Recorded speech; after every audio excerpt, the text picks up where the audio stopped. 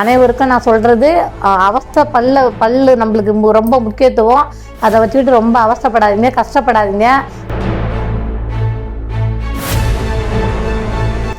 அது ஒன்றுவே இந்த அணுகுமுறை ஹாஸ்பிட்டலுக்கு இதுக்காகவே நம்ம கெஸ்ட்டாக தங்கிட்டு போகலான்னு எனக்கு தோணுது. ட்ரீட்மெண்ட்டுக்கு வரணும் வரலையா, ஆனால் மாதத்துக்கு ஒரு தடவை சென்னைக்கு வரப்பெல்லாம் கண்டிப்பாக நான் வருவேன்.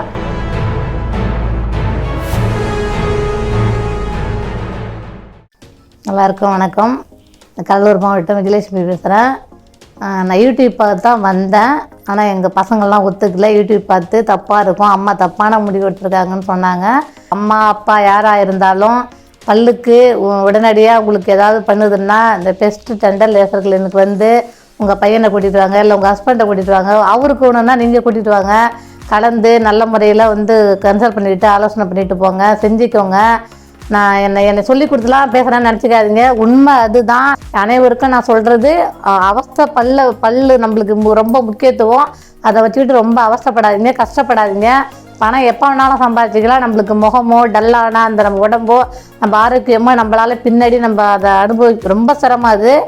அதனால் நான் அனுபவபூர்வமாக உங்கள் வீட்டில் ஒரு பொண்ணாக, ஒரு தாய்மாராக, ஒரு அம்மாவாக, ஒரு அப்பாவாக சொல்கிறேன்னு நினச்சிக்கங்க. அவங்க அம்மாவாக இருந்தாலும் கூட்டிகிட்டு நல்ல முறையில் ட்ரீட்மெண்ட் எடுத்துங்க.